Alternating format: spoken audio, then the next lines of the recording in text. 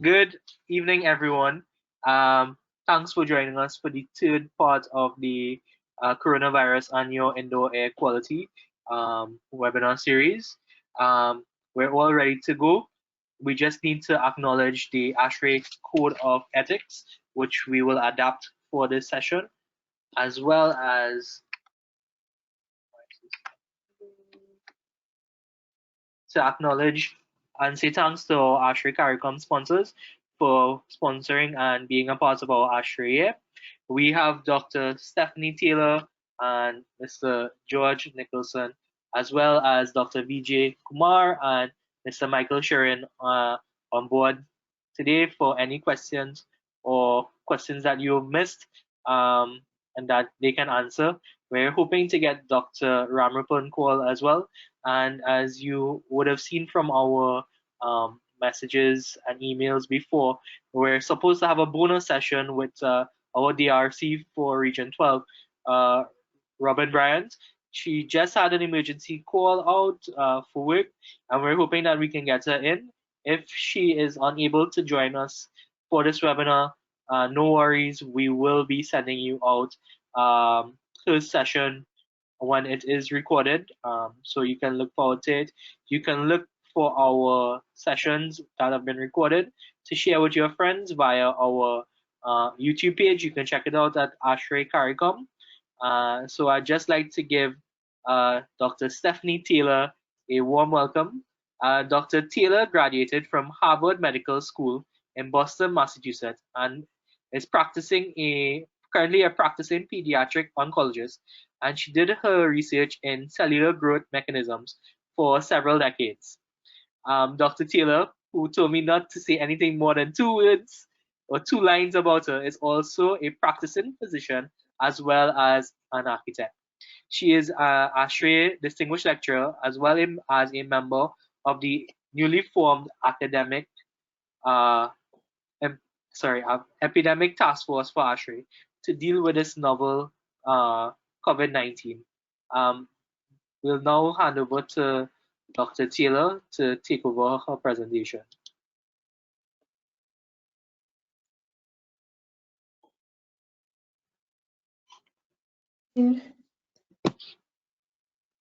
So let's see. Everything is up and running. Okay, great. Well, it's very nice to be here, and thank you so much for inviting me to speak. We'll have a question and answer session at the end of mine, and then at the end of the whole thing, I understand. So I'd like to talk to you about indoor air and our battle against COVID-19. So hello, this is me. I'm very happy to be here. It's not actually in my office here in Northern Vermont. I have to tell you, I'm not alone.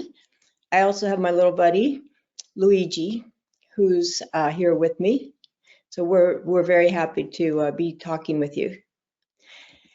So the 3 areas that I would like to go over in the next 45 minutes are a general discussion of our human environments and health. I'd like to talk to you and explain to you about some new tools that have absolutely revolutionized what we know about the importance of the indoor environment and our health. And then at the very end, I'd like to talk with you about some of the financial consequences of managing our buildings with human health in mind. If I were there in person, we could have a great discussion, but hopefully we'll have some question and answer through this platform. So to get started, let's talk about the sort of the history of the human environment and our health. So actually, my journey to you began quite a while ago. So this is me back in 1983. When I was in medical school, I decided I wanted to have an adventure. So I went to Papua New Guinea, which, as you know, is near the equator. And I practiced, I worked in the hospital and in the clinics for 4 months. It was a lot of fun. This is the hospital where I was stationed. It was called Wewak General Hospital. And you can see the conditions were not what we're generally used to. Family members would stay in the beds and help take care of the patients. In the middle, you see the men's tuberculosis ward, very open, no single rooms there. And on the right, that's me looking at a patient who was about to have surgery. You can't quite see in this picture, but I'm wearing flip-flops, and the surgical anesthesiologist was not wearing gloves. So things were very different. And yet these patients did extremely well. There were very few new infections from the hospital. In the US, many, many patients go into the hospital and get a new infection. In fact, in the US, going into the hospital is the third leading cause of death in this country. And that's completely separate from the reasons we go into the hospital. So this is what brought me to begin to be concerned about the building. In the middle, you see a little girl who's one of my oncology patients. She survived her cancer, survived her chemotherapy, only to get an infection during her hospitalization. She didn't die, thankfully, but she was very sick. And on the left is a gentleman, I live in Vermont, I love to ski.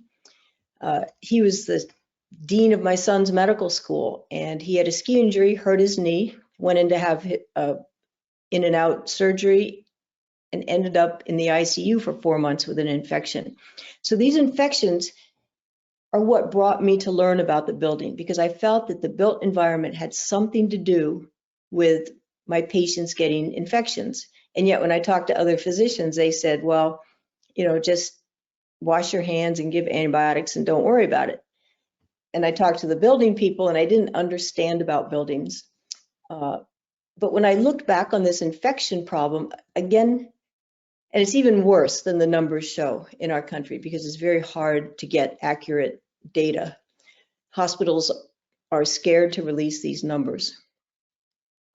But I thought back to my medical school days, and again, this is me with my mentor, who is the chief of surgery, and we were doing cancer research on mice. And one night I realized that a lot of our mice were dying, both in the control group and in our study group.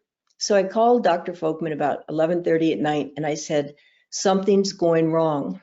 So he came into our lab, and we scrubbed the operating room down from top to bottom. And Dr. Folkman said, never ever underestimate the power of the environment to influence patient health or health in general. So that was a very powerful statement for me. So let's back up here and take a look at our environment, the human shelters. So having a very brief trip through time. Quite a long time ago, our shelters were, in open communication with outdoor air, soil, plants. And then as we became more sophisticated, our shelters took on different characteristics. We developed sanitation systems.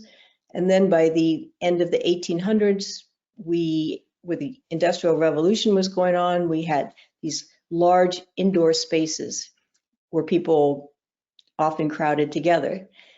Now in 2020, our buildings are largely sealed. We recirculate the air a lot. We use filtration.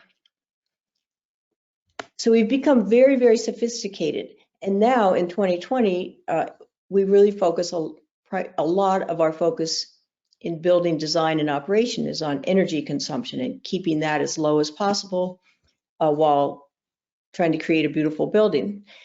So we've done a really good job with those metrics.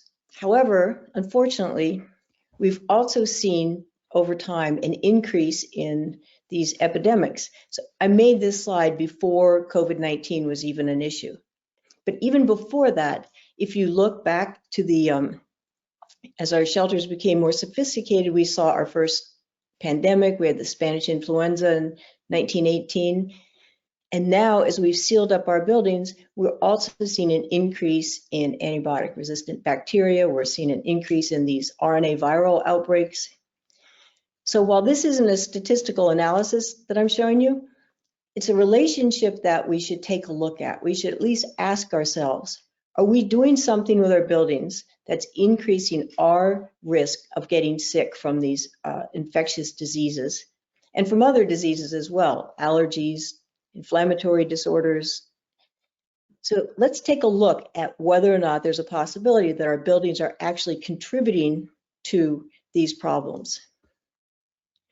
Thankfully, and this is what makes being an architect or an engineer or anyone in the building profession a very exciting time.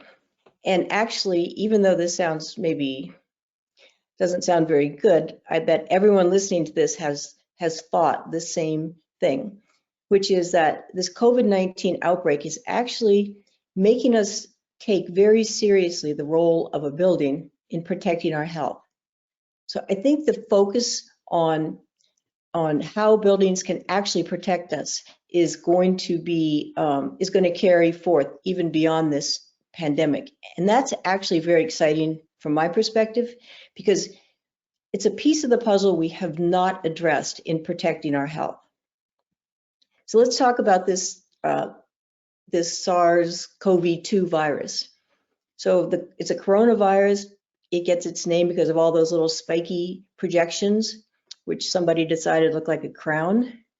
So coronaviruses are actually very common. About 30% of the common cold are caused by coronaviruses. However, RNA viruses, which is type of genetic material inside of these viruses, mutates very easily and rapidly. That's a unique characteristic of RNA viruses. So coronaviruses mutated around 2002, and we had the SARS outbreak. Again, there was a significant mutation about 10 years later, and we had the Middle Eastern Respiratory Virus Syndrome, MERVS. And now, 8 years later, we're dealing with COVID-19.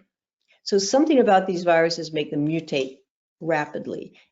And this strain, COVID-19, has mutated in such a way that instead of the viral particles adhering to our sinuses or our noses or our upper airways, those little spiky projections attach to receptors deep in our lung tissue, which is why people get pneumonia quite easily, and their respiratory status can deteriorate quickly. So if you look at this, we're not going to spend a lot of time on this slide, but so this virus had an animal reservoir, maybe bats, maybe another animal, the name of which I can't pronounce. But the virus was in an animal reservoir. It mutated, and all of a sudden it could infect humans. And not only could it infect us, but it can be transmitted human to human. And so this slide doesn't refer to COVID-19, but prior to COVID-19, viruses are so brilliant at mutating and finding new reservoirs that the Influenza A actually can now be carried in our domesticated dogs. So I actually have 7 dogs, and when I took one of them to the vet, my vet said, "You need to vaccinate your dogs." And I said, "Oh my gosh, you already make so much money off of me. You're really telling me I should vaccinate my dogs?" And he said, "Yes, dogs now carry Influenza A." But I just want to tell you, dogs do not give people this COVID-19. But I told my dogs that they were carrying mutated influenza virus, and they said, "Look, we are not the problem with you human beings." These are my 7 dogs. They said, "You can blame some things on us, but not everything." So let's take a look at some new tools that have completely shifted our theories about hygiene and about the role of bacteria and viruses in our lives. So prior to the new tools that I'll tell you about in a minute, if you wanted to assess why you have a sore throat or the cleanliness of a room, you would take a swab of your throat or of the room. You'd plate that swab on a petri dish. Think back to your biology classes. You'd incubate the petri dish and look at it under the microscope. So that sort of analysis of bacteria is called tissue culture, and you're growing out the the bacteria that you think are responsible for your illness or responsible for contaminating a room. So this type of technique has led us as human beings to think about, okay, we have bacteria and viruses, they're bad, they make us sick, and we have to get rid of them entirely. But as you can see from the right side of this slide, tissue culture techniques only have identified a very small percentage of all of these microorganisms. So now in 2020, we have another tool, another technique called metagenomic analysis. And metagenomic analysis is different from tissue culture because instead of trying to grow out organisms, we actually can look at the DNA and RNA fingerprints of all of the microbes in us, on us, and around us. And actually this is the way we're diagnosing people who've had COVID-19.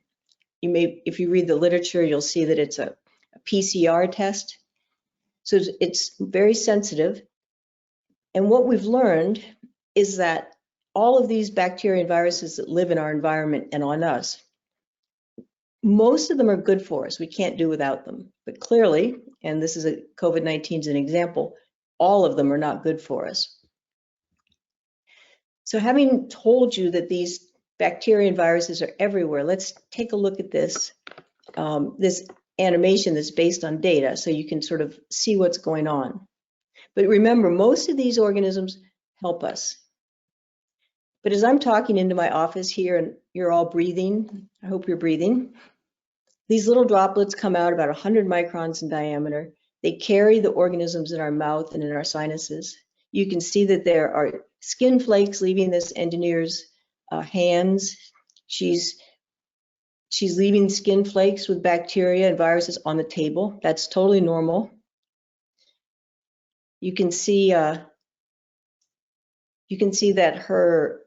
there are droplets coming out of her nose. That's normal. She's not dripping things on her table. Her GI tract, her gastrointestinal tract, is illuminated because we have a lot of organisms in our GI tract.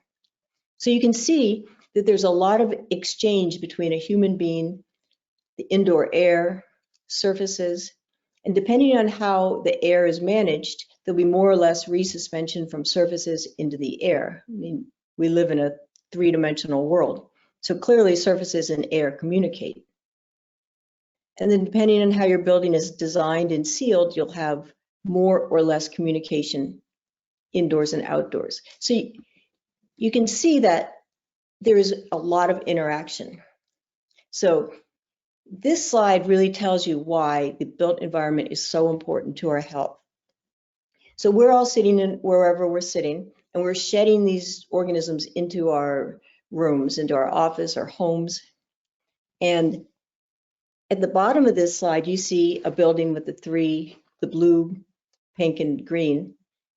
So the University of Oregon was the first one to do studies that showed that how a building is designed, used, and ventilate will actually determine which organisms survive in the building and subsequently affect our health.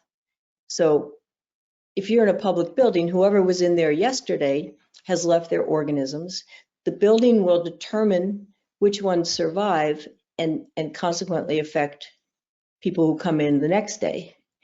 So if you remember back to Darwin's survival of the fittest, our built environment has now become a tremendously powerful evolutionary force that determines survival of microbes, which subsequently determine our health.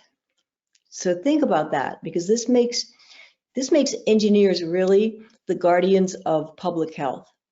Your role, engineers, architects, people in construction, have a huge role in protecting our health.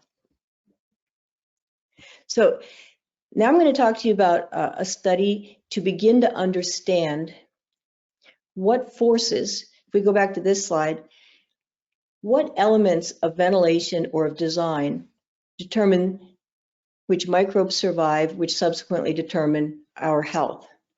So this study that I'm about to talk to you about was done in a hospital. And hospitals are a great place to study the impact of a building on human beings because we're already collecting so much data on the patient. So I I now see patients not only as our loved ones, but patients are also like the petri dish in the bed. They're the most relevant sort of testing material to tell us what we're doing correctly or incorrectly in a building, in this case, a hospital. So this study took place over about 13 months in a cold climate around Chicago. And a group was looking at the movement of microbes in a brand new hospital up until the hospital had been open for about a year. So they were collecting every 5 to 30 minutes in 10 patient rooms, temperature, hand hygiene, room pressurization, lighting, carbon dioxide levels, relative and absolute humidity, room traffic, room air changes, and outdoor air fractions. So I found out about this and I said, hey, I'd really like to look at patient outcomes. Could I collect the data on all those patients and see if there are any associations between patient rooms and patient outcomes, specifically infections? So this group said, sure, that'd be great. So we collected this data for 13 months, sent it off to our statistician. And so think about these parameters here when you know, as you're building a temporary structures, or if you're in times when we don't have a pandemic, if you work in healthcare facilities, think about how you manage these characteristics and think about which ones might be related to patient outcomes. Now, because I don't have too much time, you have to think about it quickly. So we sent all of this data to our statistician, who came back and said, of all of those parameters that were correlated with infections, when the patient room air relative humidity dropped below, as you can see here, really below 40%, the infection rate went up. So the blue line is the average relative humidity in patient rooms. The red columns are the number of infections. So I didn't know anything about humidity, except I felt like I didn't like it because it made mosquitoes come around and odors smell. And if you look at this x-axis on the graph, you see that it's also a seasonal effect.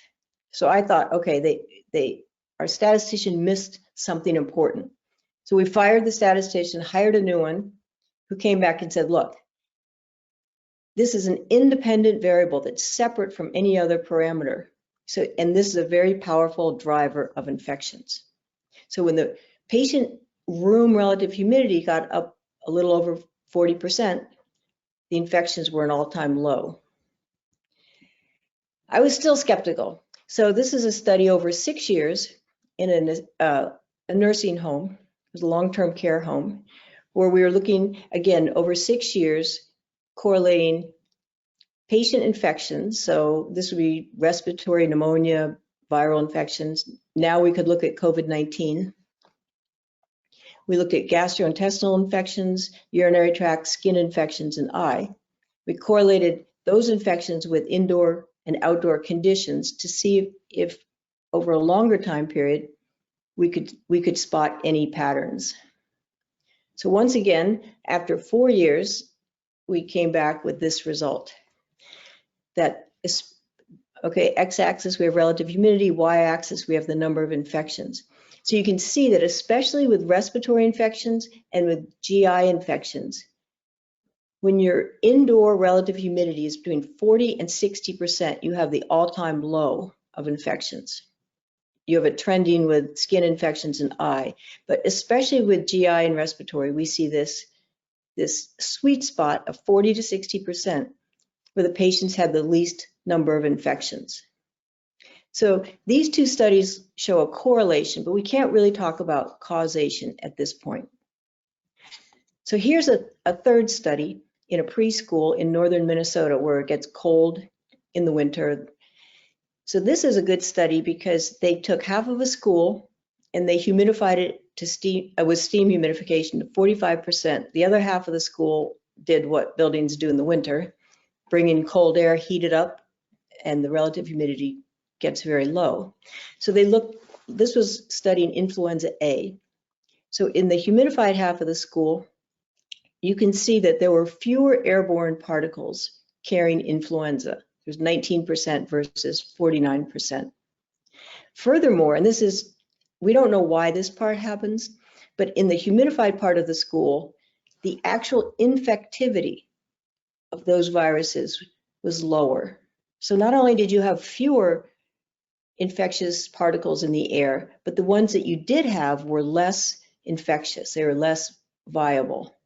And ultimately, you had fewer children absent in the humidified part of the school. So to put that into a graphic, in the top, you see you had about a third as many absent kids in the humidified part of the school as in the non-humidified part. So this is a good study because we have a great control. To look at just one other thing here, this is looking at outdoor climate where you have high temperatures. So this is looking at meningitis in part of Africa. We were talking about Africa, called the meningitis belt. And the literature says that this epidemic of meningitis occurs when when the humidity levels are very low. And as soon as the relative humidity approaches 40%, the epidemic ends. So again, this is just another occurrence of 40% being somehow a threshold that's very protective for humans. You know, and if you look at this COVID-19 epidemic and now pandemic, you know, it began in the cold climate. The virus moved from an animal reservoir into people, and then the primary spread was in the hospitals, where cool air was brought in, warmed up, and the relative humidity was low. So once again, we're seeing this pattern. So here I've showed you a number of studies.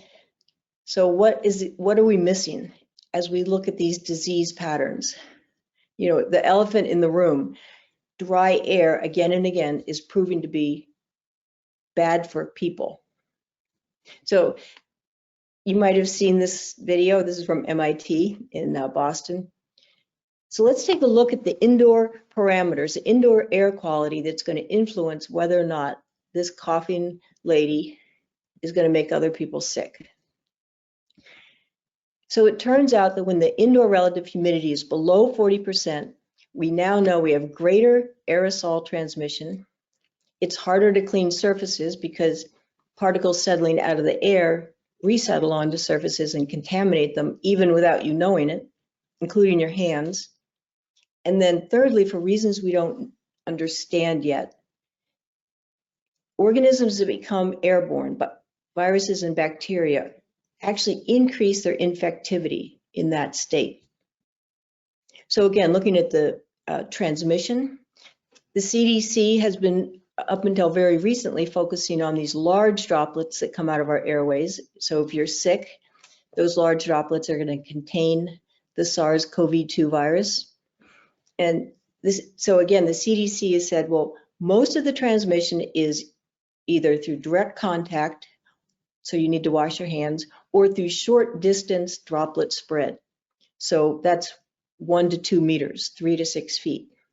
But we now know from studies that are coming out every single day that those tiny droplets shrink, and when the air is dry, they shrink more rapidly, and they can form these things called droplet nuclei that are about half a micron in diameter. And once something is the size of a droplet nuclei, it's still infectious. We now know, using these genetic techniques, that those droplet nuclei are still very infectious, and they can travel through the air for long distances and over lengths of time. But when we were using tissue culture techniques, we thought that those little tiny 0.5 micron droplets were safe, but we now know they're not. And this is a study, again, with influenza in guinea pigs. X-axis, we have relative humidity. Y-axis, we have infectivity. And you can see here, the influenza A virus is very infectious, but then when you get to 40% relative humidity, the infectivity drops very dramatically. So there's something that happens biologically at 40% relative humidity where many viruses and bacteria, not all of them, polio is different, but many viruses lose their infectivity when the relative humidity reaches 40%. And that infectivity can go back up again at 60%. In this case, it didn't, but often you see that red line going back up again. So this is looking at the coronavirus at 3 different relative humidities indoors at 20% centigrade. So that's what, 70, 71 degrees. And you can see with the blue line, when the indoor relative humidity is in the middle of that 40 to 60 sweet spot, when it's 50%, you have the most rapid inactivation of the virus particles, both in the air and on surfaces. The green line is 80%, so you have some inactivation, not as much as 50%, and the black line is when the indoor air relative humidity is 20%, and you have the longest survival of the virus. So this is in keeping with what we've seen with other organisms. And you see this trend at different temperatures. So often engineers don't want to talk about relative humidity, they want to talk about dew points and absolute humidity. But in fact, it is the relative humidity which determines the vapor pressure that is causing the evaporation that seems to be important in this 40 to 60% protection. But you can see at different temperatures, you have that inactivation between 40 and 60%. Okay, so that's talking about viruses. Let's very quickly talk about people. How do we do in in dry conditions?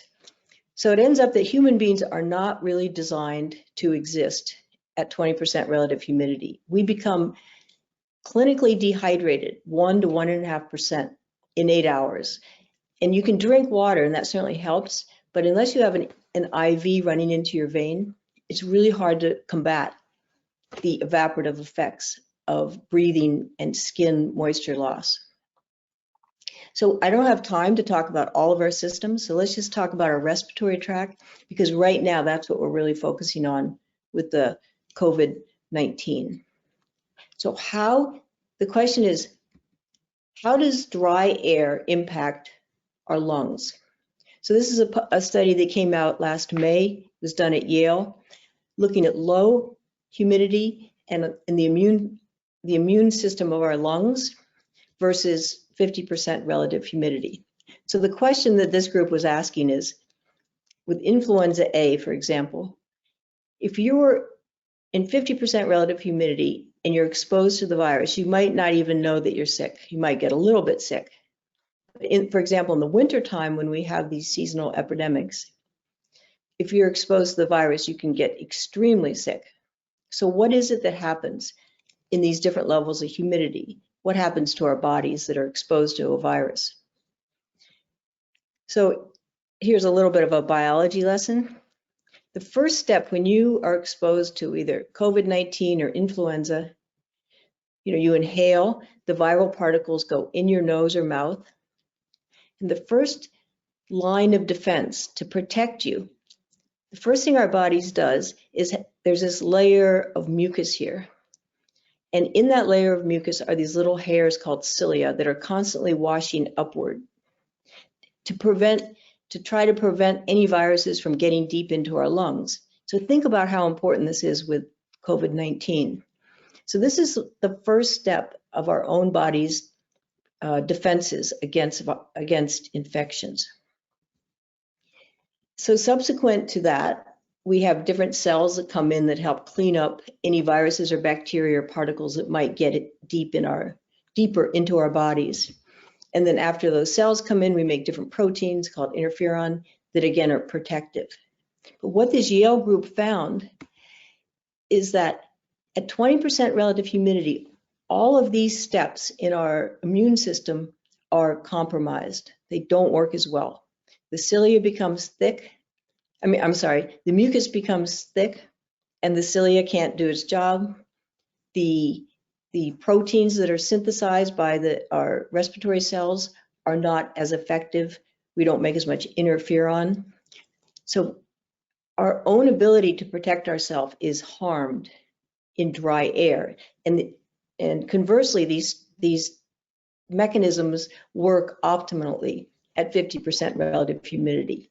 So this is a really important study because it begins to show the mechanism. It begins to explain one part of why we get viral infections in the winter. So when I go back and think about New Guinea, I think, okay, maybe these people didn't get a lot of infections because they were near the equator, so the outdoor air humidity was in a very good zone. There was a lot of exchange between indoor and outdoor air. We weren't selecting for the bad pathogens. And the people probably had a very healthy immune system. And again, when you compare that to the seasonality of this COVID-19 disorder, or more than a disorder, pandemic, as the climate gets warmer and we are not heating up our indoor air as much, and the relative humidity indoors stays closer to 40, 60, hopefully we'll see some kind of decrease. So to put this together, what we're seeing is that when the relative humidity is low, a person comes into your room or into your house and they cough, the infectious droplets come out of their airways and nose. Some of them fall rapidly to the ground within 1 to 2 meters. But in dry conditions, you have the little droplet nuclei forming. They go forth into the air. They can go great distances. It's harder to clean surfaces. And people's immune systems are less able to protect them. So you have 3 reasons here. More particles in the air, they're more infectious, and other people can't defend themselves as well. Versus at 40 to 60%, the same sick person comes into your room, they cough, say they don't have a mask on, those droplets fall to the surfaces, but they don't get resuspended, and you don't have the large number of tiny airborne droplet nuclei. And furthermore, other people have a healthier immunity, so they can protect themselves. So taking a look at what the CDC is telling us to do right now. So the first step is a sick person coughs. Sometimes this person can be infectious and they don't even know they are. So a mask will prevent a sick person from sending those droplets out into the environment. They'll decrease it. If you look at social distancing, that will also help keep these droplets from infecting other people, as will hand hygiene. So then what about the viral transmission in the environment? So this is, we think about lots of strategies, ultraviolet C, hydrogen peroxide, ventilation, all of these things are beneficial at this step, at decreasing the transmission in the environment. But if you look at the effect of humidification, it's very beneficial here for the reasons we've already talked about. And furthermore, it's beneficial for supporting the immunity of other people. And so I'm a huge proponent of keeping our relative humidity in that range for several reasons. It keeps the environment cleaner, and it supports everyone's ability to fight the disease. How am I doing time-wise? A few more minutes, right? Okay. This is not entirely new information. This chart is from 1985, done by Sterling and Avondale for ASHRAE.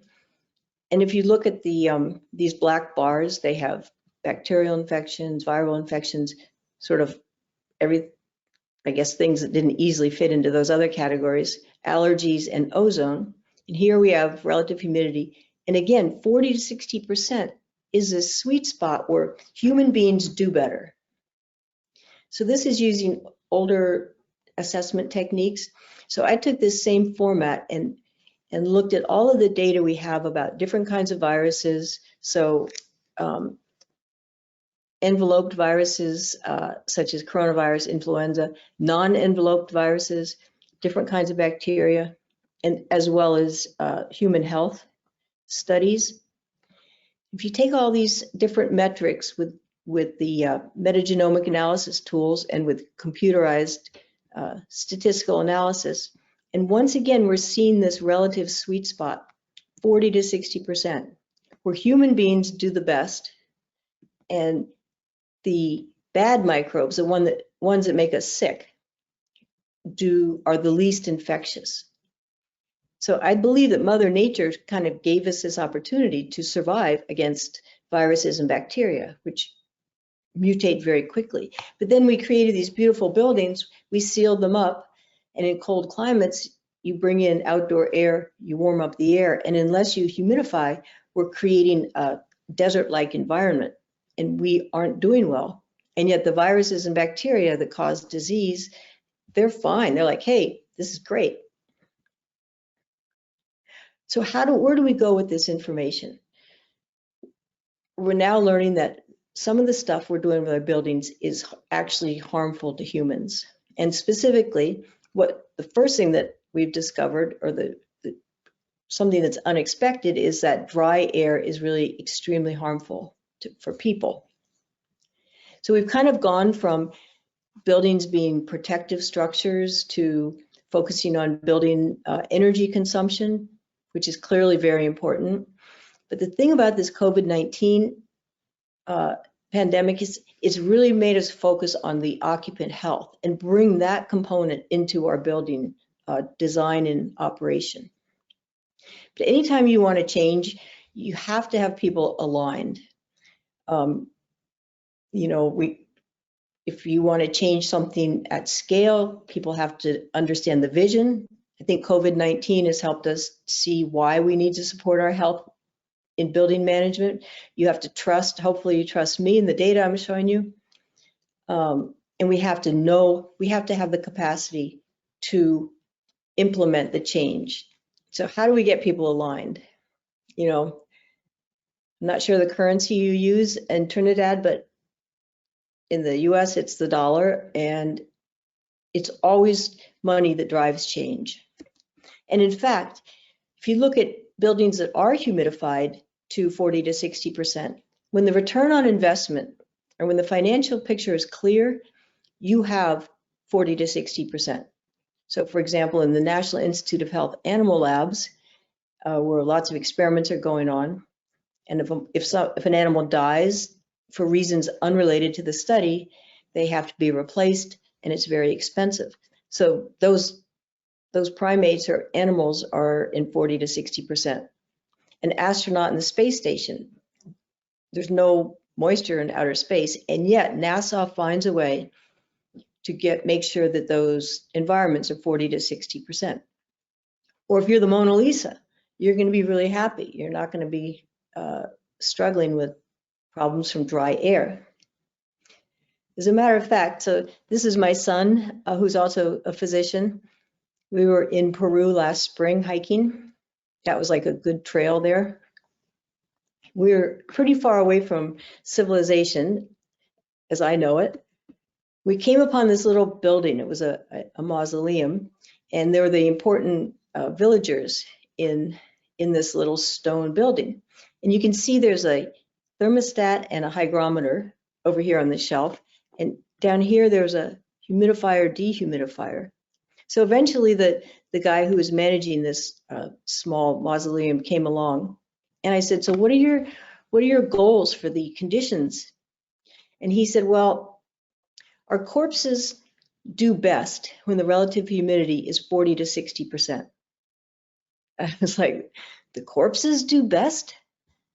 Here we are in the middle of nowhere, and they're managing indoor parameters to stay between 40 and 60. So I imagine that the people who had died were saying, why didn't we do this sooner? Why didn't we do this when we were still alive? So what is our value? If we're not a primate, if we're not a research animal or an astronaut or the Mona Lisa, do we have a financial value? So this is a graph that just shows, this is by the US government, what are the operational costs for a building? So you spend a certain amount on energy, you spend a certain amount on rent or mortgage. Think about how much you spend on people's salaries. And if you could increase productivity or decrease absenteeism by a small amount, you would still save a lot of money. As a matter of fact, that hospital that I showed you in the beginning with the patient infections, in 1 year, wasn't a big hospital, but they lost $15 million in non-reimbursable care. So they weren't reimbursed for the infections that people got from the hospital. So that hospital lost a lot of money, and they tied up a lot of patient bed days with non-reimbursable care. So I show you this to show that healthy human beings do have a value. We do have a financial value that makes it worth it to design and operate our buildings with our health in mind. And again, you add COVID-19 to the picture, and it becomes very clear that we need to manage buildings for our health. If that hospital had put in, okay, 5 minutes.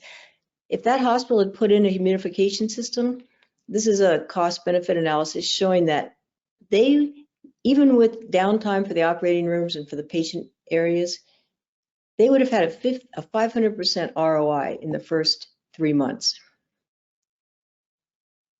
So just to wrap it up, you know, as scary and sad as this pandemic is, I think the silver lining is that all of us have kind of been hit on the head that we have to learn to manage our buildings to protect our health. And right now we're focusing on temporary medical facilities.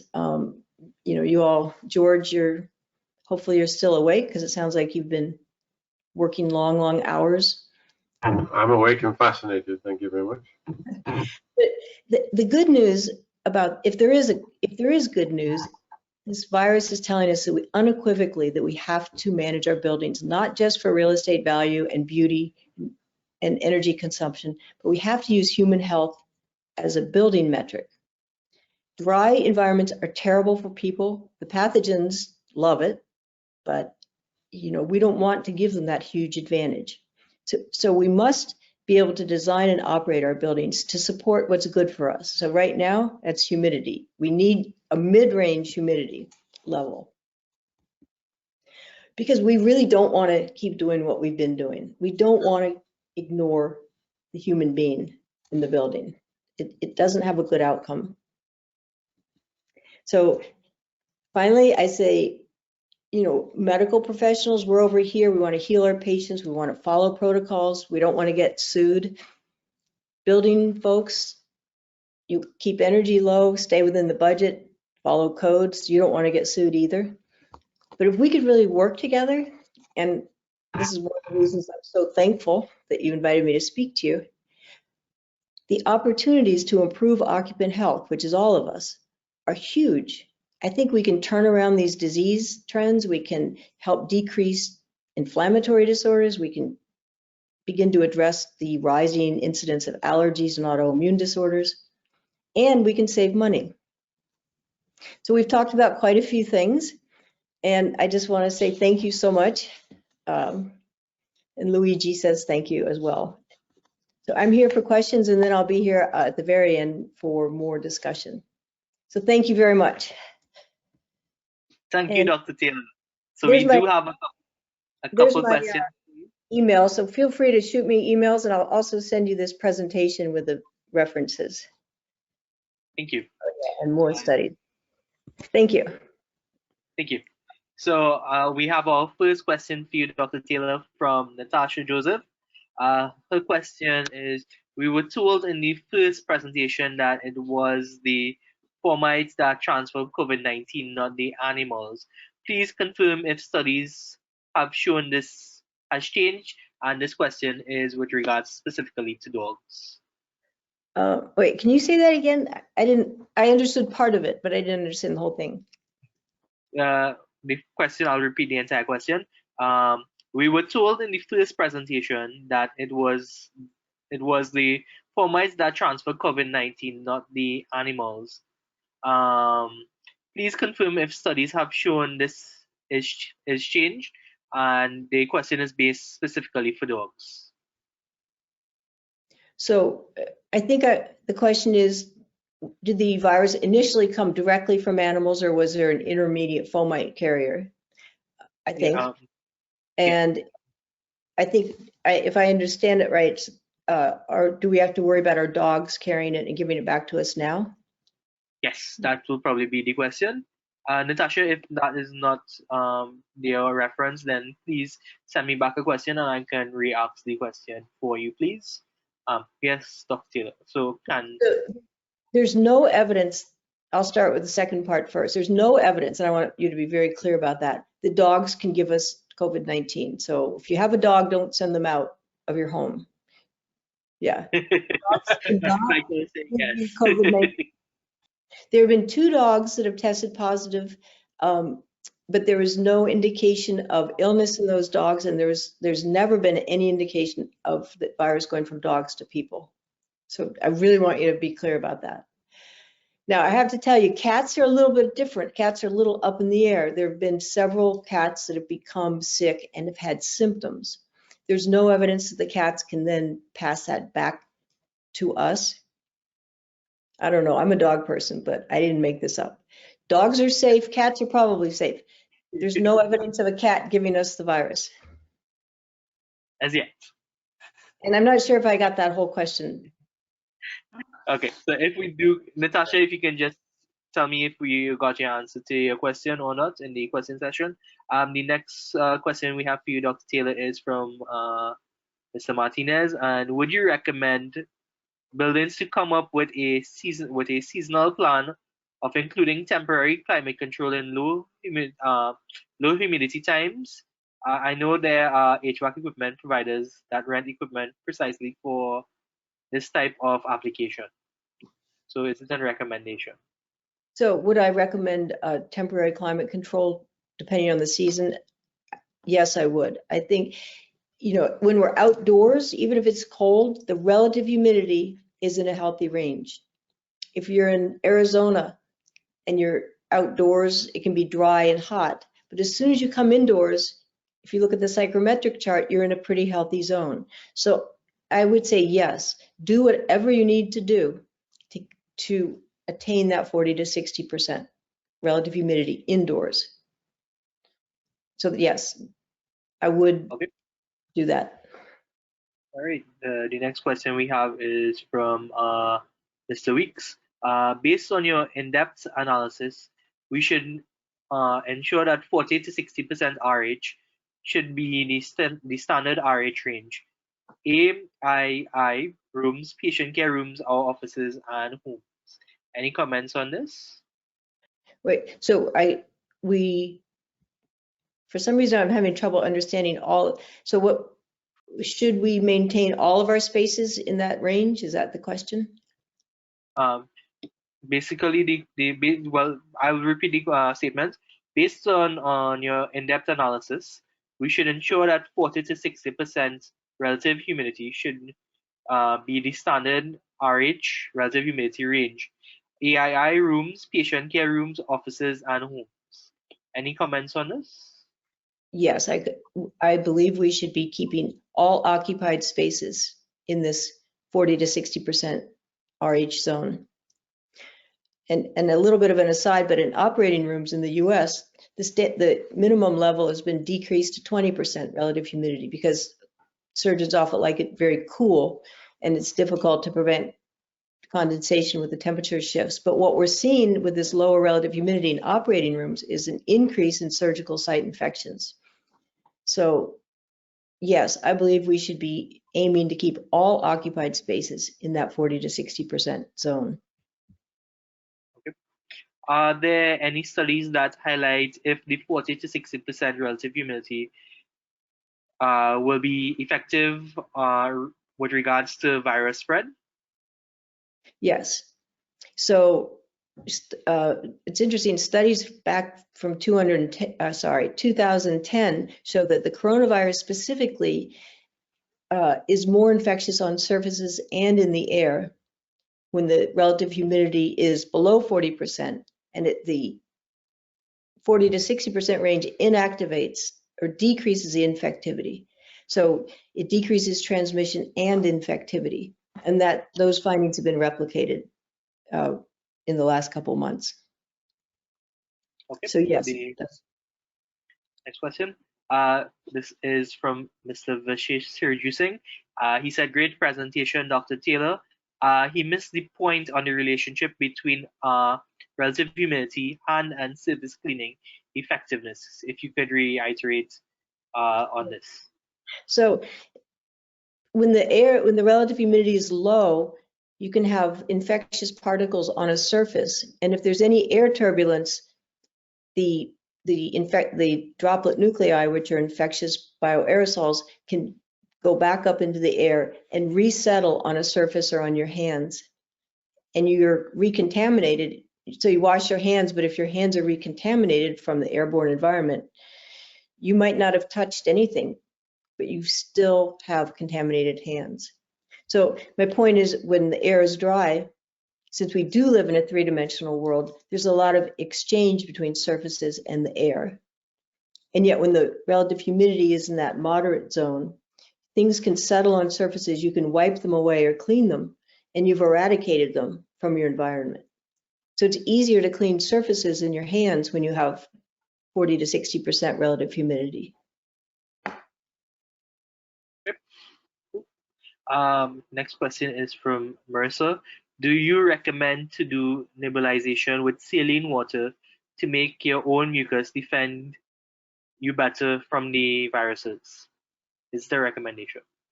So would I use like a close range nebulizer to With saline water? Saline water, yeah. with what water? Saline. Saline. Well, I know a lot of medications are delivered through nebulizers.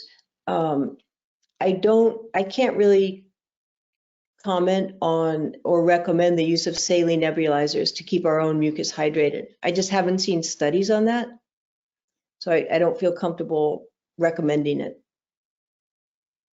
Okay. Any further questions?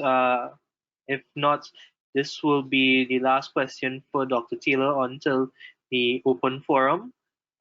So once again, Dr. Taylor, thank you for taking your time to give us this quite informative presentation. And I know we're going to start up and have another interesting presentation from our president, George Nicholson. So just a few reminders. You can ask your questions in the control panel. There's a question section. And after George's presentation, if we don't have Robin joining on the call, the presentation will be sent to you after. She just had a work emergency, so and it was quite important that she had to deal with it. So you will have that information on a temporary negative airspace that the company would have created. So I'm just going to give Mr. George Nicholson a brief introduction. He is the director of ADEB Consultants Limited and Chief Operating Officer of Redneck Energy Solutions Limited. He's a graduate of the University of the West Indies, the St. Augustine campus. Mr. Nicholson is a mechanical engineer with 28 years experience in air conditioning and ventilation, design and construction within the Caricom region. George is currently the president of the ASHRAE Caricom chapter, as well as a member of the Barbados Association of Professional Engineers, BAPE. He is currently the lead mechanical engineer for the Harrison Point Infectious Disease Control Facility, which was completed and handed over on Tuesday of this week. So let's give George all eyes and ears to hear about this interesting quarantine facility in Barbados. George, I'll proceed. Thank you, Karen. And, welcome to everybody. Just getting back to the beginning of my presentation here. All right, can everybody hear me? Hear me well? Karen? Yeah, we can hear you good. Hearing you good, George. All right.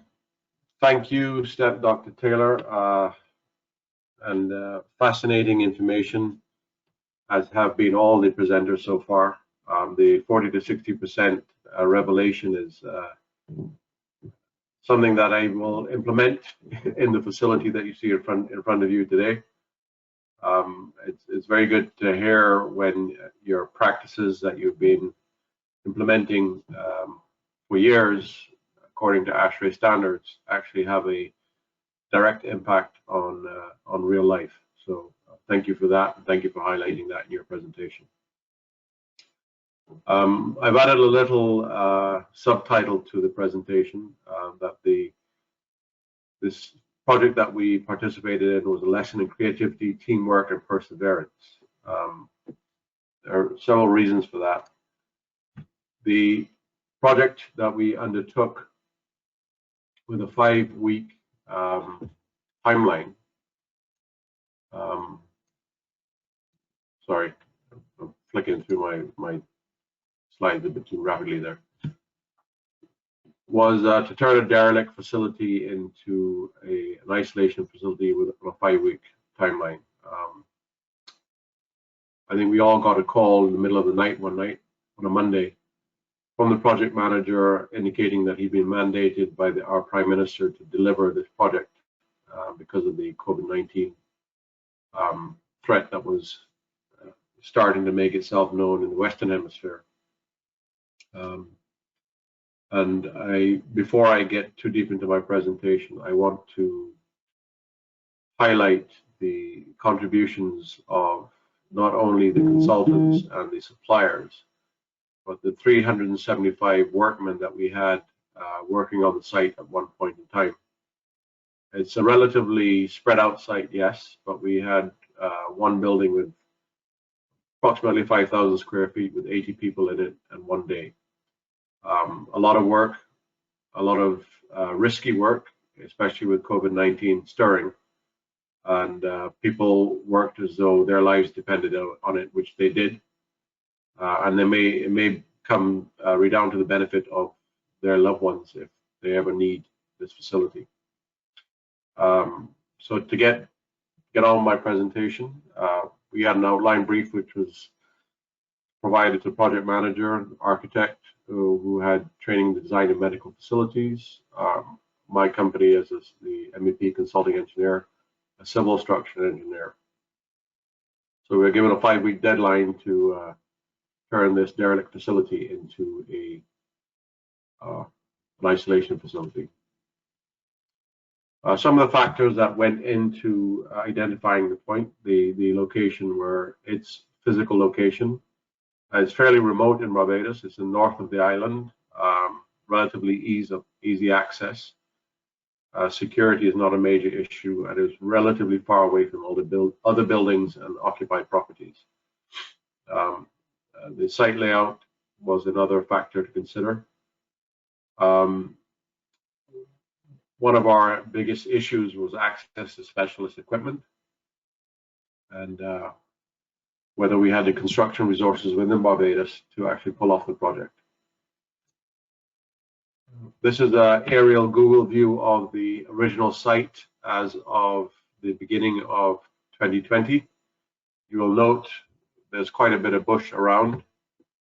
These buildings had been abandoned for a good, I think, 10 to 15 years before this project came on stream. So there's quite a lot of growth that had to be cleared prior to us taking over the site for construction.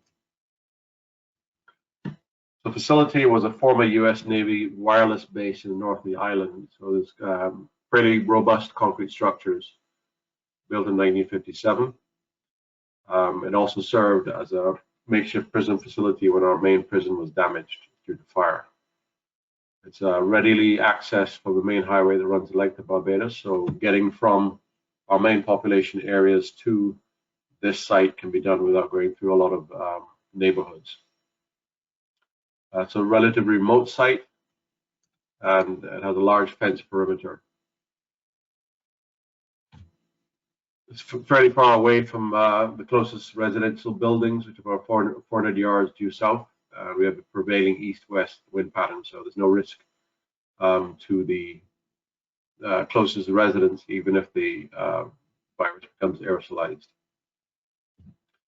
15 concrete structures, separate structures, and they covered the needs of a military base. So you have the facilities for occupants, those facilities for administration, food service, water storage, telecoms, etc. And with the exception of the 2-story living quarters, that's 2 buildings. All the rest are single-story buildings. I know that those building professionals who are on the call will always remember when they're called by a project manager or an architect and told that we have 3 weeks to deliver a project which requires specialized equipment. That was my first reaction when I was told we had 3 weeks. I said, it'll never happen. The question was posed why, and I said, because I can't get the air conditioning equipment that I need to deliver this project. So if you consider what might happen if you had an earthquake or a hurricane hit, you have local logistical issues which may impact the airport or the port. With COVID-19, we were looking at trying to implement this project when our customary overseas supply chains were impacted. Europe first, China obviously prior to that, and then the US, which is our closest location for securing equipment from, was already in the midst of the COVID-19 preparation and panic buying of health and HVAC equipment. Barbados is fortunate in that we have a fairly robust construction sector, and the project engaged 4 consulting firms, 8 main contractors, and 17 services subcontractors. He worked on 11 buildings over a 5-week period, and everybody mobilized without payment, within 2 to 3 days of being appointed. This in itself, in an island of 300,000 people, 166 square miles, is a testament to the level of experience that we have in Barbados. The facility itself comprised in the end comprises a number of buildings. It started out as a 5-building project, ended up with being 11 buildings. I'll address that a little bit later in our challenges, but it comprises an administration building. It has centralized IT and administrative functions, and there's full internet connectivity throughout all the buildings. The staff facility with sleeping quarters, bathroom facilities, lunchroom, kitchen, and laundry. This is to accommodate doctors, nurses, janitorial staff who may be on duty and do not wish to put their families at risk, so they can stay on the site. There's accommodation for 20 staff members currently, but there's provision for that to be doubled in the existing staff facility. We have a quarantine center that can accommodate 120 persons. These are asymptomatic COVID-19 positive patients, so they've tested positive at our screening facility and are quarantined here for 2 weeks while they work through their preliminary timeline, after which they're tested twice before they're released. Should you start to show symptoms but do not require ventilator support, there's a secondary isolation facility with 42 beds in it. This does not have the ventilators. It has all of the support electrically and data-wise for all the equipment that is required. This building has been supplied with washrooms because we expect that the patients will be able to get up and take care of their bodily functions. The primary isolation facility is for symptomatic patients who require ventilator support. It has the ability to support 38 patients and is the major focus of the HVAC design that caused the greatest concern for us, obviously. We do have a morgue on site, which is a temporary morgue. It's a reefer container that can hold 18 bodies. Morbid as it is to think about it, it has to be dealt with. Medical store for PPE and drug storage, field medical facility, the portable disaster, forgive the spelling mistake, emergency response unit, which is managed by our local defense. That was contributed by PAHO recently and IDB to address our annual hurricane disaster and more recently earthquake disaster issues around the region. It just so happens that we have it here based in Barbados, so we're going to deploy it at the site. Sorry, that disaster emergency response unit can accommodate 40 beds. They haven't quite figured out or communicated to us what the flow of patients would be, but we expect that would be patients who have been through the quarantine or been through secondary isolation and are going to be released and tested prior to release. Other facilities include the kitchen and laundry. Because it was a fast-track project, there was not time to actually fit out a full kitchen, even though there was one there before. It was a bit derelict. So all meals would be cooked off-site and simply brought in warmers and plated for distribution across the site. We have an on-site laundry facility. The conference room was developed in about a week and a half, which this is what's happened with most of the buildings on this site. Full AVIT installation. It's going to serve as a war room. Again, my disaster spelling is incorrect, and please forgive me for that. Pump room, which is our centralized potable water distribution. We put this on the redundant backup generator that we have to ensure that if the main generator failed, we would have a redundant, we'd always have potable water distribution through the site. Late in the game, we were advised by our water authority that the quality of the mains water coming to the north of the island did not quite meet the specifications of the medical facility. So we added a sanitization unit, an additional 12,000 gallons of potable water storage, so that we can ensure that we maintain the quality of water entering the site. We have an energy center which distributes all the site power underground. Obviously, most of our electrical supply in Barbados is above ground on poles, but if there's an issue with the main power coming to the site, we have full generator backup, a 5,000 gallon diesel tank, and day tanks on each of the generators. So we can run the facility for about 9 to 10 days without needing to fill up on the fuel. So some of our design challenges were obviously procurement. As everybody knows, when there's a rush project and you need special equipment, that's where your headaches start. Our primary isolation unit requires 100% outdoor air, humidity, and temperature control, which typically requires equipment built to spec. The transformers and generators required to keep the site running in the event of loss of power. The portable water pump system that is required to service the site. As I mentioned earlier, the US COVID-19 response wrapped up at the same time, and the negative pressure ventilation units that you want in a primary isolation center for infectious patients suddenly disappeared off the shelves.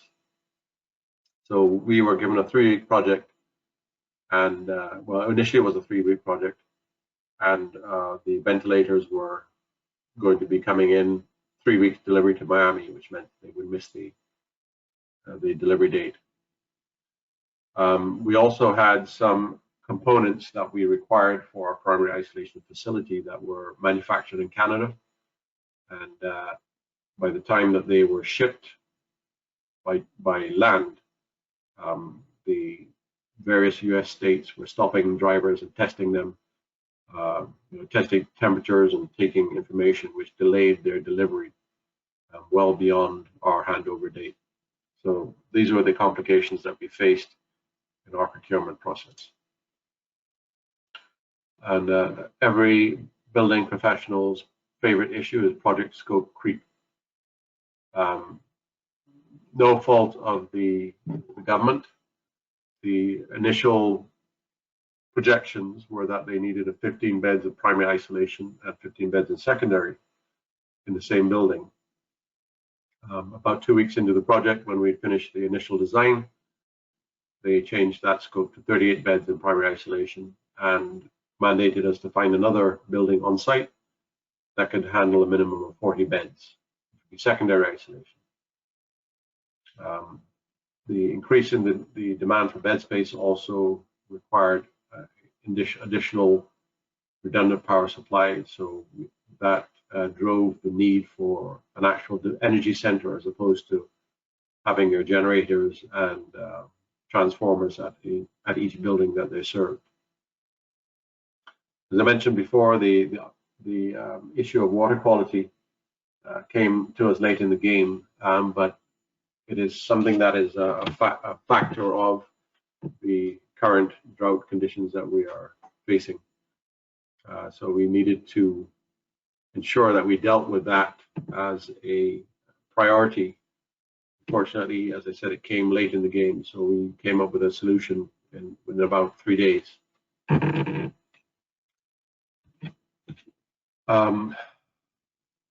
As I said, we are fortunate to have a comparatively robust construction industry with very experienced contractors, and also we had some projects that were on the go or had been stalled at some point in time. So we were very fortunate to be able to secure chilled water air handling units that were suitable for the application, 6-row coils, because they specified for a high latent load project. 2 used chillers, not the ideal, but we managed to restore it to full working order. 3 generators that had been ordered or were ready to ship for other projects. We were able to intercept them and have them directed to our project. And because, again, of the construction activity we have going on, our various electrical contractors had various sizes of step-down transformers, either in their warehouses or in the port that they brought in, either for projects or in preparation for projects. So we were able to get all the transformers and electrical and air conditioning equipment that we needed very quickly. We also locked into a duplex variable speed pump, which is perfect for our requirements, and managed to search around the US with the assistance of one of the US suppliers who serves our region through multiple distributors to get seven negative pressure ventilation units on a 10-day delivery. That was a key component in ensuring that our primary isolation unit was going to be successful.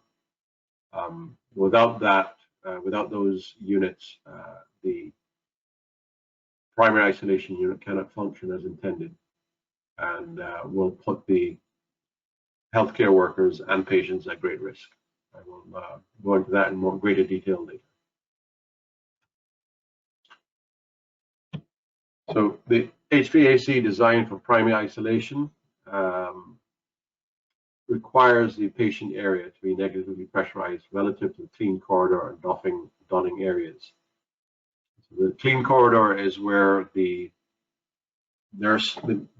monitoring takes place, the treatment prep takes place, and where you initially don your PPE prior to entering the hot zone. So the negative pressure ventilation units are on the patient, in the patient space at low level. They filter the air and discharge via HEPA filters and discharge it into an exhaust system that's connected to a fan, which then discharges the air upwards. Dirty spaces such as washrooms, sluice rooms, waste disposal are negative relative to the primary isolation, but positive relative to the clean areas.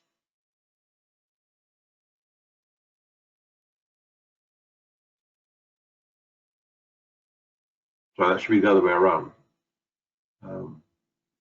The negative relative to the primary isolation, but and negative relative to the clean areas. Sorry, my apologies. So in our installation, we're supplying 100% outdoor air. via two chilled water air handling units are located in separate plant rooms immediately adjacent to the building. I'll be showing you the drawings for this shortly. Again, we were lucky to find these air handling units that have a capacity that is double that of the air volume that we require, which means we are able to bypass 50% of the air and temper the incoming outdoor air that we then supply into the space. That allows us to reduce the load on the air handling unit and gives us greater control of the relative humidity. In the primary isolation, the airflow is critical. You want to be able to supply the conditioned air directly above the patient bed in a laminar flow delivery method and exhaust it at low level, which is what the negative pressure ventilators do. The supply and exhaust rates to and from the various spaces outside of the patient space are controlled using automatic balancing valves that are set for a specific CFM. So if I need to supply 150 CFM to the donning area, for example, I have a valve in that duct that is set for 150 CFM, no matter what the duct pressure is and how everything else varies. That valve will automatically balance to ensure that I'm delivering no more than 150 CFM. Similarly, the exhaust from the washrooms and toilet spaces in that donning area will be controlled to 50 CFM to ensure that I have a positive pressure in my donning room relative to the various dirty spaces that is adjacent to.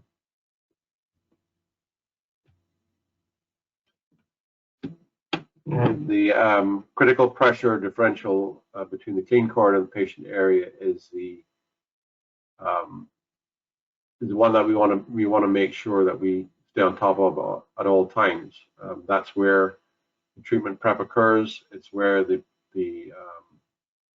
healthcare workers enter the space, and it's the one that needs to be preserved and to ensure that there's no infectious transmission of infectious particles back through that door. So we have a pressure differential sensor on that door, or at that door between the patient space and the clean corridor, and it will display an alarm if it reads outside specific parameters. We have two inline exhaust fans that draw air from the negative pressure ventilation unit discharges and the various spaces around the patient space. Our pressure within the space, the exhaust rate, is controlled by motorized dampers that are connected to the pressure differential sensor. Should the sensor fall outside of the parameters or start to fall outside of the parameters, these dampers will open up to increase the rate of extraction so that we maintain our pressure differential. For example, when you're taking a patient in or out, or taking a body out to go to the morgue, you're going to get a lot more air coming in through those doors than you've allowed for, and you have to ensure that your exhaust rate doesn't result in the exhaust through that the intake through that door does not result in a drop in pressure differential between your clean spaces and your dirty spaces. So this is a large view of the floor plan, the air conditioning floor plan. If you can see my mouse, these are the plant rooms with a bypass in it. Chilled water unit up here at the top. And these pink squares are the diffusers above each bed. The next slide has a little blow up of the plant room. We can come back to this if you have any questions. This is a blow up of the plant room area. So you have your intake air into a mixing box. You've got 7,400 CFM of air being supplied from the unit. 50% of it is bypassed back to the inlet. 50% is supplied to the space. Similarly with the other unit. This allows for us to reduce the total load on the air handling unit and get a better control of our humidity. These pink squares are the laminar flow diffusers. Each one has a damper at the inlet, so we can control the volume of air being supplied above each patient bed.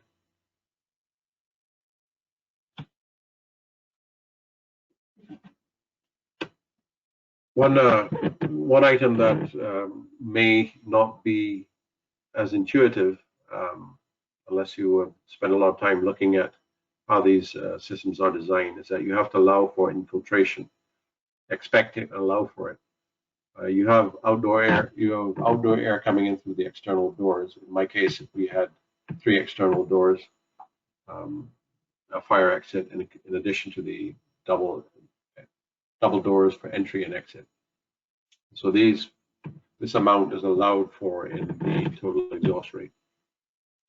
We have humidity and temperature control. Each system has its own humidity sensor, temperature sensor. Duct heaters control humidity and temperature within the space. 3-way valves on our air handling units to ensure that we're not overcooling the space as well. We have HEPA filtration on all of the exhaust, the patient space through the negative pressure ventilation units, and the dirty spaces such as the sluice room and garbage store through a HEPA filter that's in the main duct in the ceiling void. We have gasketed ceiling access doors to access components that are above the ceiling for servicing. Obviously, that servicing will be done by personnel who are part of the custodial staff or the hospital staff, so they'll be in PPE when they are servicing the equipment. And last twist in the tail was that the laminar flow diffusers that we sourced from Canada missed the last available flight prior to handover. So we had to develop our own laminar flow diffuser using MERV 11 filters behind an egg crate grill and a plenum box, as you will see in the next slide. So this is our plenum box that we built. We put regular diffuser OBDs in them, and the MERV 11 filter and the egg crate grill create that diffuse laminar flow coming through the filter material, as opposed to turbulent flow, which is what causes additional spread of the droplets, or I think Stephanie called it micronized droplets. This is the state of the building as of the 4th of March. This is the same isolation building that we're just looking at. This is the 5th of April. Quite a transformation.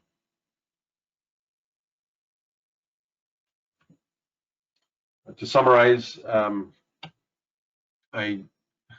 before I do summarize, I just want to thank Michael Sharon for his statement that it doesn't have to be perfect, it just has to work. While our isolation unit design HVAC design may not be perfect, it makes use of the available components that we had access to due to the impact on the supply chain due to the global COVID-19 response. It is designed to protect the healthcare workers first, and secondly, to ensure patient comfort and recovery. Our secondary isolation unit is naturally ventilated, and with the exception of the staff areas such as donning, treatment room, etc., in which we install a standard ceiling concealed unit and manipulated the outdoor intake to make sure that we keep it pressurized. And these are just some pictures of the various services buildings that we have on the site. our energy center, medical store, laundry, conference center, administration building, the staff facility that houses 20 persons, the pump room, kitchen, the quarantine center where people will go after they've tested positive but are asymptomatic. These are one of the washrooms that we have in there. This is the internal look at your primary isolation building. These are the negative pressure ventilation units, which are ducted. We turned them on today and the ductwork is a bit noisy, so we're going to change that to insulated flexible duct to kill some of that noise. Our secondary isolation unit, and a look on the inside of one of the rooms. I just want to make the point that this secondary isolation unit went from an abandoned building which had steel cages in it to this in 2 weeks. That's how quickly these guys work. That's the end of my presentation. I'm happy to take questions and share that time with Stephanie. Please, Karen, go ahead and take control. Okay. So I back here. So Stephanie's got a change. Hey, no I got longer cold. Hi. Hi. So George, the one question that we have for you is from Ian Weeks, and his question is: George, you and your team must be commended for the excellent work that has been done at the Harrison Point IDC facility against all odds. So, and he just wants to extend his congratulations to you. Is there any questions for George and any of the panelists? We can probably look. We have on board with us at this point in time. We have George, Dr. Taylor, Dr. Vijay Kumar, and Michael is on board for any closer questions that you might have from the 3-week webinar series. Unfortunately, Robin was unable to join us tonight, but however, you will get a recording of her presentation, and if there's any questions, you will also have her contact information. Maybe we can try something else. One of the questions we have is from Daryl. George, for you, he wants to know whether there was monitoring of the sensor to see whether it performs similar to the design conditions, if there's going to be any monitoring. Yes, it will. There's a BMS system in place which will actually control allow us to control remotely or monitor remotely the performance. We're in the process of commissioning that right now. So the air balancing process is ongoing. This weekend is when we should have it finalized. Okay. You just got a congratulatory message also, George, from Olivia, Eastwick. Question from, let's see, we have a question from Dr. Taylor. What are your temperature and humidity set points in the patient spaces? Well, now it's going to be 40 to 60%. So we typically strive to maintain 55. Obviously, in the Caribbean, with your warmer climate, it's more difficult to get under 40. Yeah. But it was interesting to see that the 40-60 range is optimal for suppressing the spread. We do have, as I said, we were lucky to get 6-row coils. That's not something you see every day.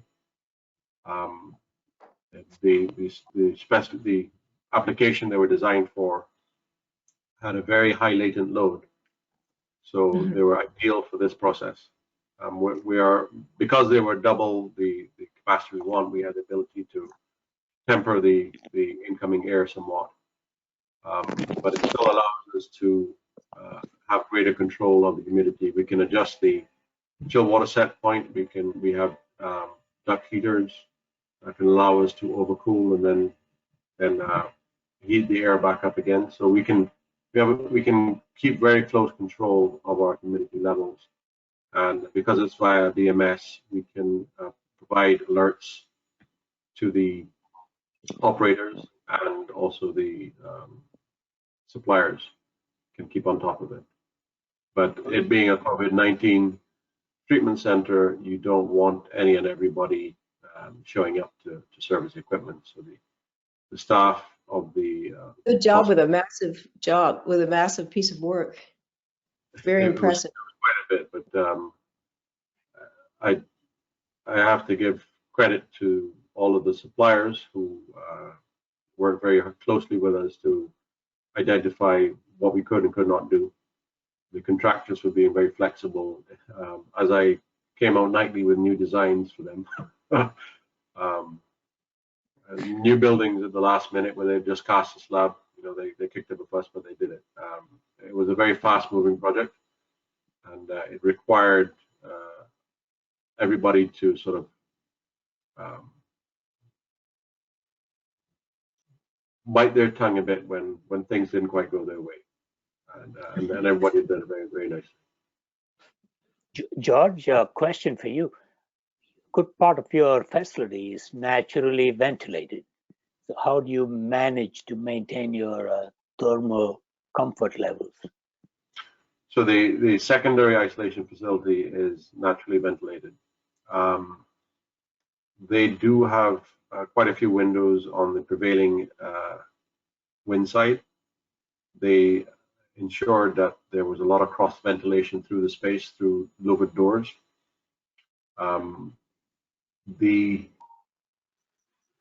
It's not ideal in that the health professionals are not fully satisfied. We don't expect the patients to be fully satisfied, but our mandate was to ensure that the healthcare workers were protected. There will be quite a bit of breeze through there, but it's not going to be optimal in the secondary isolation facility. But, there's quite a bit of money spent at short notice on this facility. So at some point in time, you have to make some sort of compromises. George, question for you. What is your maintenance regime for changing of filters? What we have focused on in terms of filters is the outdoor air intake filters. We've protected them with washable filters. And we have MERV 14 filters on the intake. The unit itself then has filters. So our expectation is that within the facility, there's not a lot of dust flying around the place. The negative pressure ventilators do have filters that are easy to access and remove. So and they do have indicators when they are loaded. So access to filters is going to be fairly easy for the staff in PPE. We have not set a regimen yet. As I said, this is a 5-week-old project, and we still have to get down to the nitty-gritty. But I think it would be more on a user basis to determine whether we need to change these filters, how regularly we need to change these filters, should I say. But there should not be a lot of dust within the facility. Okay. Cool. So, George, maybe you can answer this question, or anyone can answer this question. Well, I'm guessing it's towards George. What is happening or to the areas of opportunity for developing filtration technologies for residential and or non-medical office buildings that would minimize the impact or spread of airborne viruses? I think Stephanie said it very well. 40 to 60%. It is, but I think people have this concept that because air comes through a filter in an air conditioning unit, then all is well. It doesn't work that way. You have people saying, "Oh, there's a lot of dust in the air conditioning system. because there's dirt around the grills, what happens is that air gets entrained so dust gets entrained when the air comes out of the filter, out of the diffuser, and that's what sticks to the grill. It's not coming out of your air conditioning system. If it's coming out of your air conditioning system, then you haven't changed the filters in years and they've broken down and the air is getting through. But it's the dust within the space. So your soft fabrics, your carpets, your partitions with fabric on them, it's paying special attention to those and ensuring that they're cleaned by somebody who knows what they're doing, as opposed to the friend who just gave up his job and bought a vacuum cleaner. That makes all the difference. I've seen inappropriate vacuum equipment in people's janitor's closet because that's the easy thing to do. A lot of them tend to spread more dust than they pick up. If they're not commercial vacuum cleaners, then they're not fit for purpose. I had one instance where a former employee started a cleaning company and he was washing the carpets every month, but he didn't have the right equipment. He picked the carpet tile up and it was full of water. Coincidentally, their problem was mold. So you figure it out. If I may add to that, if the room is unoccupied, it's very easy to keep it clean with a good filtration and airflow system. But most occupied spaces, homes, the biggest source are the people. So what's most effective, at least from my experience, is as high an airflow as you can get, because you need the scavenging.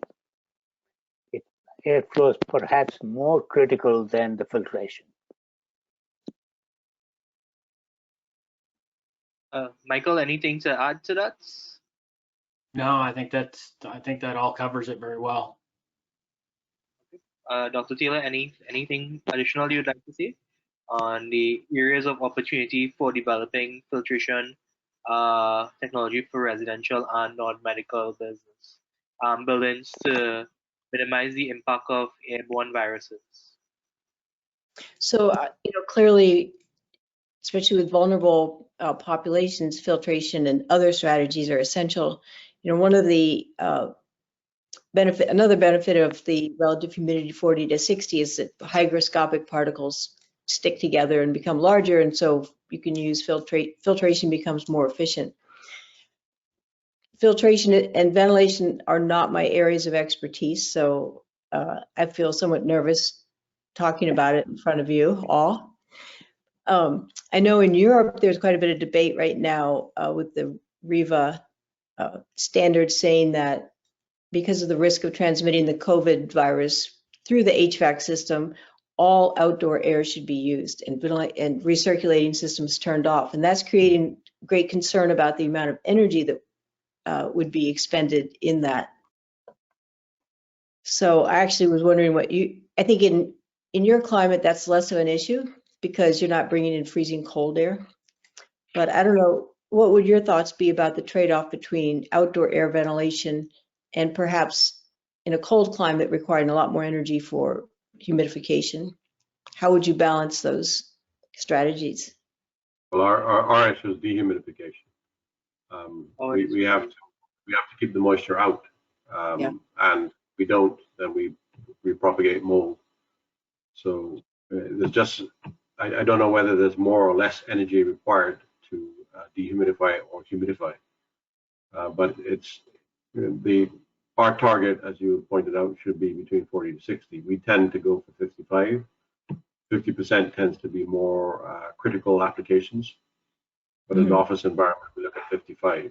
Even that is very difficult to achieve. Yeah. We have no such thing as free cooling, for example.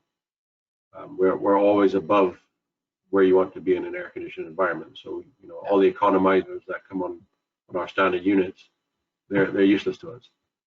I've seen people try to use them as economizers, and they tend to pull in far too much outdoor air and create their own issues. Interesting.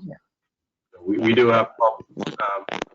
We used to call it fresh air, and then we stopped calling it fresh air because it's outdoor air. and we don't know where it's coming from, what pollutants are in there. Mm-hmm.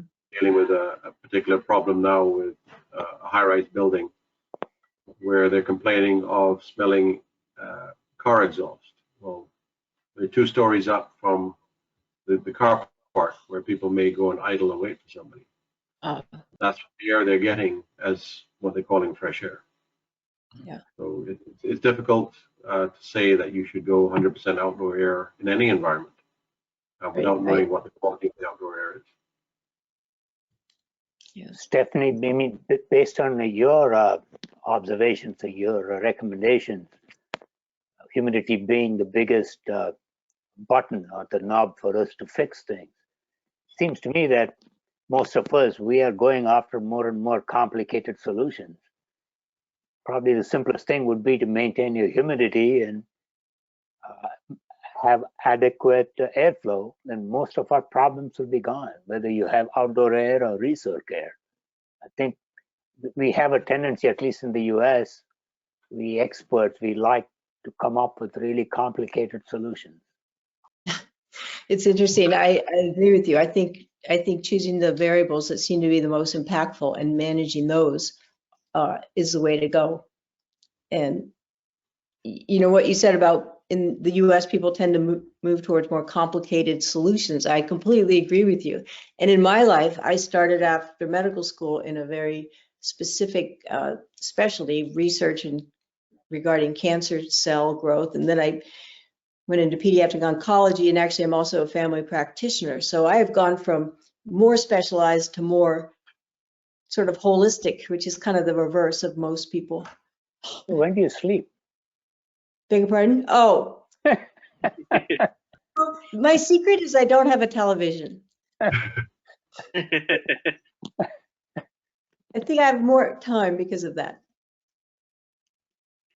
But I'm gonna have to try that method, Dr. Taylor. you can call me Stephanie, by the way, now that we're at the end. Vijay, question to you. What are your thoughts on the bill-shaped medical mask? They seem to create a better seal on the cheeks. Would you suggest the other disposable type lacks? I think we've addressed this a couple of times. The masks, the N95, let's stay with the N95. By specification, they are single use. And after X number of hours or minutes, depending on what they are, they lose their efficacy. There's no getting around it. Plus, the fit around your face is not easy. Even I think some of the better ones have this fit test. They put on a hood over you and test it. But in use, if you're using it for 3-4 hours, it is going to leak, and it is going to degrade its efficiency. So, as long as you use it as intended, single use, you're okay. If you're close quarters to the source, which is the patient. For the common public, it does you no benefit except as to reduce the throw of your cough or your sneeze.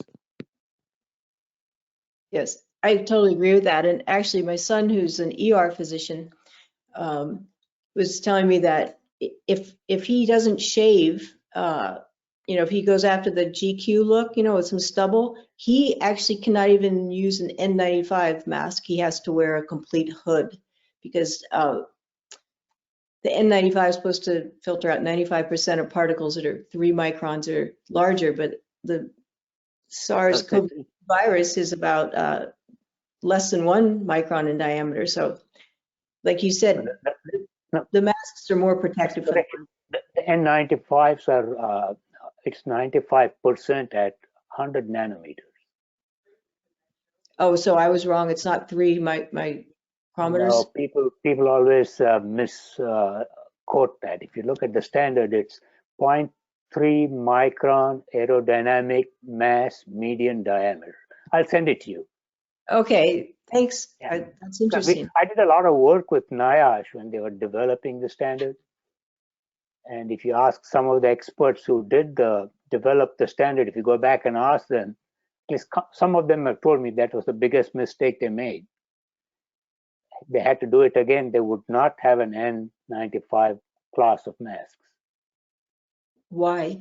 Because it gives you a false sense of protection. I see, yes. Because the materials are electrostatically charged, Mhm. which means as you use them, the charge goes down, which means your efficacy goes down. I've Right. seen some end of use N95 will have a 10% efficiency. Wow. So people, especially there's a huge number of people trying to sanitize this used mask. Yeah, you can sanitize it, you may kill all the virus, but you have not restored its original efficiency. Yeah. That's interesting. So if you look at the medical mask, you'll have an expiry date stamp on it. Mm-hmm. That's because in storage, the charge will go away. Mhm. Thank you for explaining. George, this question is geared towards you. Was any UV filtration used in the project? Yes, we will be installing UV lamps in the exhaust of before the fan. And so we have 2 exhaust fans in the ceiling that Mhm. pull the air from the negative pressure ventilation units, and also the general exhaust in the other spaces. So we'll be using UV lamps in the duct before it goes to the fan. So while we're fairly confident that we'll get it through the HEPA filters, we're making sure that we are not endangering anybody on the outside by using UV lamps first. Kiran, I got to leave. It's been a fantastic series. Look Thanks, forward VJ, to for being. trying to organize one more. People are looking for it. Thank you, VJ, for George, being a I part. need to talk to you separately. I have some questions. I may put somebody in touch with you. They're trying to build something in India with 100% outside air. I mean, natural ventilation. Okay, understood. Yeah. Okay, bye. Have a good night, VJ. folks. You do. Bye-bye. George, next question gets towards you. Again, congrats to you and your entire team. What would be the purpose of the Harrison Point facility post COVID pandemic, and will it continue to be a medical facility? That is very much up for debate. I know that our Defense Force has their eyes on it. It is a facility that I think this government will be behooved to continue to use. It has a lot of very high-tech services in it. It will definitely be a facility that we can utilize in disaster scenarios, which, as you know, being in the Caribbean, come around every year. It can also become a facility for the people in the north of the island, whether it is a teaching facility or a skills facility. It's quite impressive when you see the full scope of it. Any more questions? The last question that I have remaining is for Dr. Taylor, but she is not in. No, I'm here. Oh, I'm here. you're back in court. Okay, We're dealing so with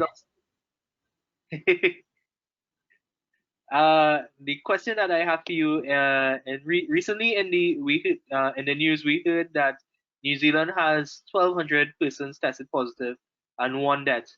Is there any data on which relative humidity percent are maintained in their facilities or generally? So again, I'm having a little trouble understanding your accent, but I think what I understood is the question is there any association between mortality rates and humidity levels in the ambient environment? Correct. So we don't have, unfortunately, most experimental setups are hospitals that are tracking COVID-19 deaths do not report the indoor relative humidity. So the closest we can come is to get the outdoor dew point or absolute humidity and then assume an indoor temperature and convert the relative humidity by going through that calculation. So we are seeing an association between fewer progression of cases and fewer deaths when you make that conversion. So that, and we're also seeing the latitudes closer to the equator having fewer deaths. So as far as we can tell right now, the epidemiology is supporting the protective effects of this mid-range zone. I think it's also important to note that New Zealand and Australia are in their summer right now. Yes. Summer or fall. Well, January, well, probably going towards fall, but still in the warmer, not in their winter months yet. So probably going to fall yet. Yeah. Which is why we get the influenza vaccine from Australia, because they're generally 6 months ahead with their winter being during our summer. When it started, they were in their summer, so they've done their lockdown going into their fall period. So that may be indicative of why they are, you know, they still have fewer deaths or a slower progression, should I say? Is there any more questions from the attendees? Just a reminder to post them in the question section of your control panel. If not, we will remain on for 5 more minutes and then we will close off the session. Yeah, okay. Karen, I need to jump. All right, Michael, thanks again. Michael. Yep. Great job. Great job. Thank you so much. Great presentations tonight. Thank you, Michael. Thanks for being a part of it. So, any more questions, please post them in the question section and we would be able to answer them for you. We'll be on call for the next 5 minutes. Do you, Dr. Taylor, let me ask a personal question. Is there a projection of when this would actually end, as in we would be have a low mortality rate for it across the world, or no? So I wish I could answer that conclusively and give you a positive answer. Other seasonal respiratory diseases definitely have a seasonality. The SARS, the disease we called SARS did, and MERVs did. You know, I'm hoping that that's going to follow, that we're going to see that same trend. This virus is looking like it's more infectious than SARS was or is. So we may not see the exact trends, but if you look at death rates in New York and even in the state of Vermont where I am, we are seeing that as the weather warms up and presumably people are not heating the outdoor air as much, we are seeing fewer new cases. So that there are a couple of big research studies that have been funded to take a look at this very quickly. So I'm hoping that even within the next week, we begin to have more data about the association between outdoor and indoor climates and the disease progression. Okay, cool.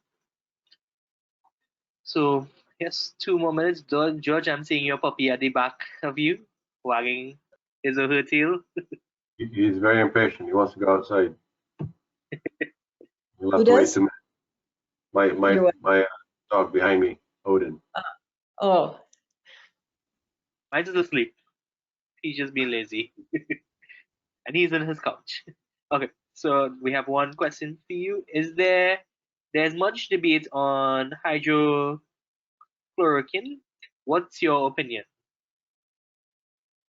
so my opinion is the data has been very plus minus on that.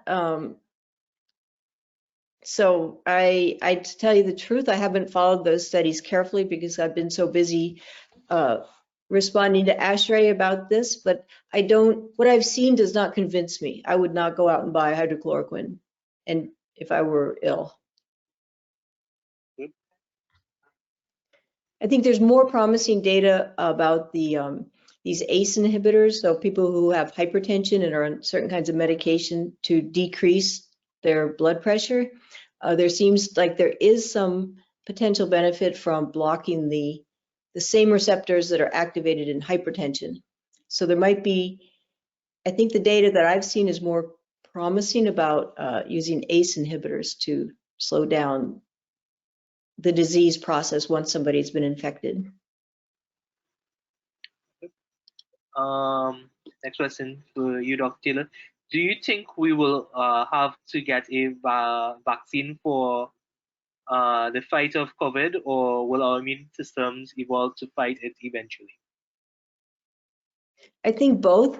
I think people who contract the disease and go on to get better, or the studies are showing that the immunity is probably going to persist for 2 or 3 years. I think for most of us, for those of us who don't get the disease, who don't develop our own natural immunity, we're going to have to wait for the vaccine. Right now, until we get the, I don't know if you're familiar with the antibody test. So the antigen test tells you if you're sick. The antibody test tells you if you've ever been exposed to this virus. And we're working very hard to release a reliable antibody test, because then we could see who's had the disease, who is safe to go out, and we could begin to get people back at work. Right now, we don't have a reliable antibody test, but I think we will in the next week. Right. The question comes as an additional question, but some people have gotten the virus more than once. Why is this? Well, so there are a couple reports in Wuhan, China, that someone had gotten a second infection. Those cases have not been validated, so I don't believe that anyone has had a second infection from this strain. If you've had it and you're recovered, you are protected for the duration of this pandemic. So, any more questions? We'll just be on for 3 more minutes. We'll end the call at 8:45 if there's no more questions.